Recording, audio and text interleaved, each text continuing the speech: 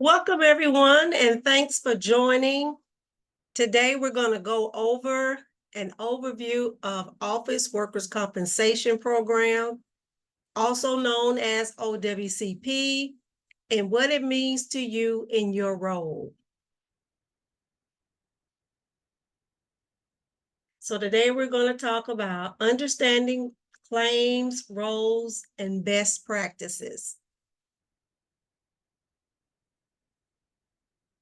Again, this training is OWCP overview training, and our objective is to understand what OWCP is, learn types of claims, know roles and responsibilities, review the claim process, and identify best practices. Okay, so by the end of this section, you will have a clear understanding on how OWCP works, what is your responsibility, and how to avoid common issues. All right, so what is OWCP? OWCP is part of the United States Department of Labor. It supports federal employees with work-related injuries or illness. It provides medical care, wage replacement, and rehabilitation. Okay, OWCP exists to support employees who are injured or become ill due to their job. It ensures they receive care and compensation while recovering. All right, so why do OWCP matters? It protects employees, it ensures compliance, it reduces delays and errors, and it supports return to work efforts. Now, this process isn't just administrative, it is directly impacting the employee's well-being and recovery. So, doing the right thing makes a difference. All right, so the types of claims. One of the claims is called to initiate it. Your claim to Department of Labor is a traumatic injury claim, and that is done on the CA Form 1. And the other claim is called occupational disease, and that claim is done on the CA2. Now, these are the two main types of claim. These are the two main types of claim that will begin your claim process. So understanding the difference is key to filing correctly. All right, so for traumatic injuries, these injuries are caused by a specific event. It occurs within one work shift. And examples of these type of incidents are slip, trips, or fall, or equipment accidents. Okay, so a traumatic injury is something that happens suddenly, like a fall or accident during your shift. All right, in occupational disease, these types of illnesses develops over time. They're caused by repeated exposure. And some examples of these illnesses are repetitive strains, exposure to harmful conditions. And these injuries normally develop gradually, often due to repeated tasks or environmental exposure. Roles and responsibility. All right, so everybody has a role when it comes to processing a claim. And as we see here, we have the employee, the supervisor, the agency, which is normally a HR person. And OWCP works smoothly when everyone understands their role. Let's break this down.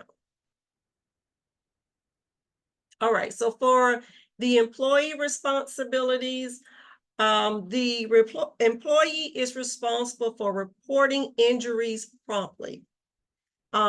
completing the required forms, and by providing medical documentation. The employee role starts the process. Timely reporting is critical. I'm going to say that again. I may sound like a broken record throughout the remaining of this training, but timely reporting is critical. The supervisor's responsibility. Their responsibility is ensuring timely reporting, provide guidance and form, submit information accurately. And the agency, normally it's an HR representative. Their responsibility is to review and submit the claims, communicate with OWCP, and track the claim progress. All right, so the claim process. This is pretty much the basic flow of the claim from start to finish. And basically, step 1 is the injury occurs. Step 2, the injury is reported.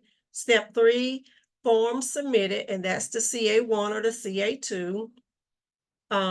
Step 4, OWCP reviews it. And step 5, a decision is issued. All right, so some common pitfalls. All right, so these are the most common issues we see, and they are preventable, such as late reporting, incomplete forms, missing medical documentation, and poor communication. All right, so some best practices. If you don't remember anything, try to remember these steps right here, because this will make your entire process run more smoothly if you can incorporate this into the process of your claims. Is to act quickly, to be accurate, keep records organized, and follow up regularly. All right, so at this time, I just want to have just like a little quick discussion. So if an employee reports an injury a week later, what steps should that employee take?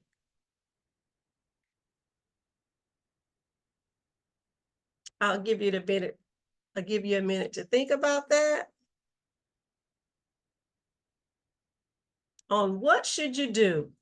Always notify your supervisor first. Always notify your supervisor first. It doesn't matter, if you decide to report it 2 weeks later, 30 days later, 60 days later. You always want to notify your supervisor first about the injury or the illness. All right. But the goal is to notify your supervisor as soon as possible. That's the goal. All right. To wrap it up, OWCP is about supporting employees, and success depends on everyone doing their part correctly and on time. All right, and just some key takeaways. OWCP supports injured employees. Everyone has a role, and timeliness and accuracy are essential. All right, so this is the end of the OWCP overview training. I want to thank you for joining me today. And if you are watching this video, I want to thank you for taking your time out to watch this video. I know filing a claim can seem very scary and can be very complicated, but just know you're not in it by yourself. And if you need additional information, you can definitely reach out to me. You can go to my website there on the screen. Go to ShaquondaCarter.com for a consultation and fill out the form, and it'll come directly to me, and I will get back with you as very soon as possible. All right, so that's all I have today. And again, thank you for joining me. Have a good day.